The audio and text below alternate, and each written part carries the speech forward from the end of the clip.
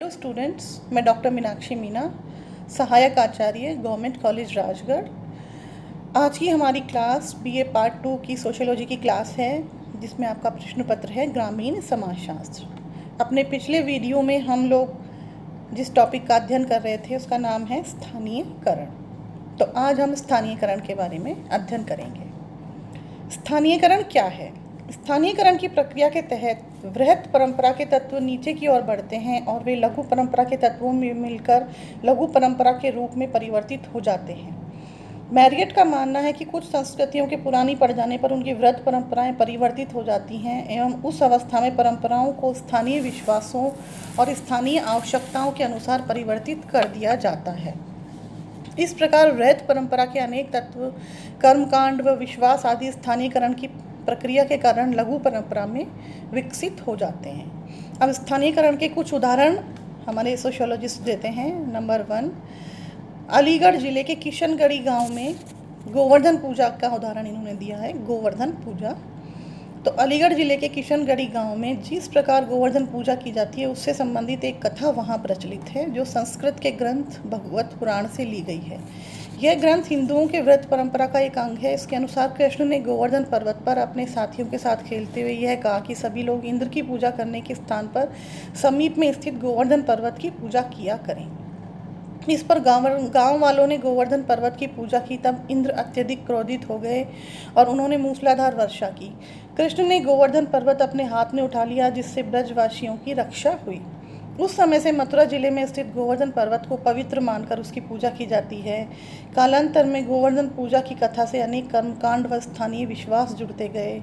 गोवर्धन का अर्थ गोबरधन हो गया और इसी को आधार मानकर गांवों में गोबर की विशेष आकृति बनाकर उसकी पूजा की जाने लगी।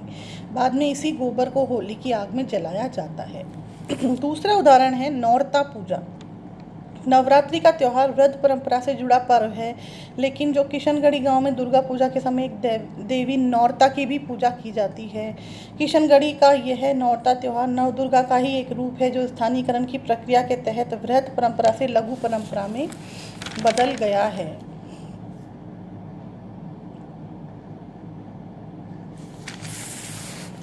B.R. चौहान ने लिखा है कि सार्वभौमिकीकरण एवं स्थानीयकरण की अवधारणाएं व्रत और लघु परंपराओं के मध्य पाए जाने वाले संपर्क व अंतःक्रियाओं की या तो व्याख्या करती हैं, लेकिन इससे यह स्पष्ट नहीं होता कि किसी विशेष सांस्कृतिक तत्व की उत्पत्ति सबसे पहले व्रत परंपरा के रूप में हुई है या लघु परंपरा के रूप में।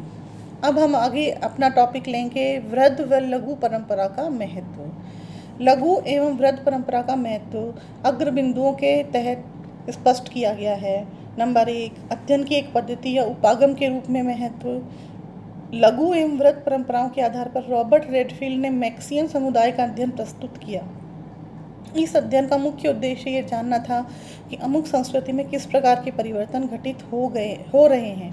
अध्ययन की इस पद्धति से मैकिम, मैरियट व मिल्टन सिंगर काफ़ी प्रभावित हुए और उन्होंने इस अध्ययन पद्धति का किशनगढ़ी नामक गांव में प्रयोग किया, जो आगे चलकर योगेंद्र सिंह ने भारतीय परंपरा का आधुनिकीकरण नामक अपनी पुस्तक में इस अवधारणा को और अधिक विकसित किया।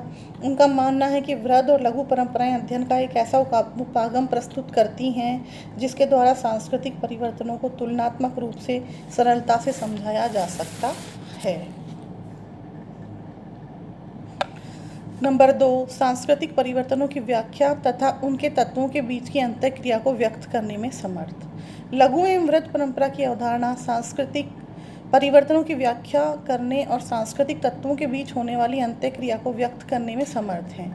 रॉबर्ट रेडफील्ड का कहना है कि सांस्कृतिक व्यवस्थाओं में परिवर्तन लघु एवं वृत्त परंपरा की परस्पर अंतःक्रियाओं से होता है।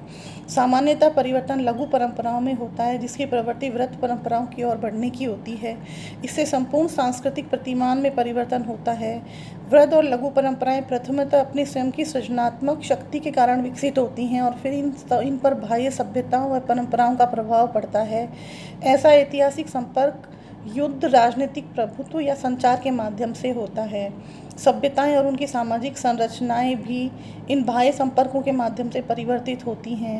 रेडफील्ड का मत है कि सभी संरचनाएं अपनी स्वयं की रचनात्मक शक्ति के आधार पर उत्पन्न होती हैं और बाह्य संपर्क से इनमें परिवर्तन होता रहता है।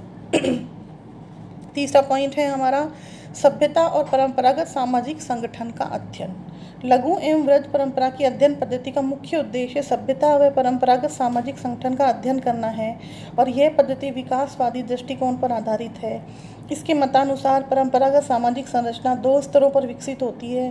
प्रथम, यह स्वदेशी रूप में विकसित होती है एवं द्वितीय, यह अन्य संस्कृतियों के संपर्क में आने से विकसित होती हैं। इस तरह सभ्यता का यह रूप 2 प्रकार के कार्य करता है। प्रथम, यह अशिक्षित कृषकों के मध्य व दूसरे अभिजातीय वर्ग में। प्रथम सांस्कृतिक प्रक्रिया जो कृषकों के मध्य घटित होती है उसे लघु परंपरा कहते हैं और जो अभिजातीय वर्ग में कार्यरत होती है उसे वृद्ध परंपरा कहते हैं। दोनों संस्कृतियों के मध्य निरंतर परस्पर अंतःक्रियाएं चलती रहती हैं। ये सांस्कृतिक प्रक्रियाएं लघु और वृद्ध संस्कृति का अभिन्न अंग बन जाती हैं और संस्था का रूप धारण कर लेती हैं। अतः स्पष्ट है कि इस अध्ययन पद्धति से सभ्यता व परंपरागत सामाजिक संगठन का अध्ययन किया जाता है। चौथा पॉइंट है हमारा व्यापकता। ग्रामीण समुदाय में इन परंपराओं का प्रसार क्षेत्र व्यापक है। इसके आधार पर सांस्कृतिक जीवन व सांस्कृतिक परिवर्तनों का अधिक स्पष्टता से समझा जा सकता है। संस्कृतिकरण व पश्चिमीकरण के आधार पर भारतीय ग्रामीण जीवन के सांस्कृतिक परिवर्तनों की व्याख्या इतनी स्पष्टता से नहीं की जा सकती। नंबर 5 हमारा लास्ट पॉइंट है, इसमें अवधारणाओं की एक दृढ़ व तार्किक संरचना है। इस प्रकार हमने पढ़ा लघु एवं वृद्ध परंपराओं का महत्व। आज की क्लास में बस इतना ही। नमस्कार।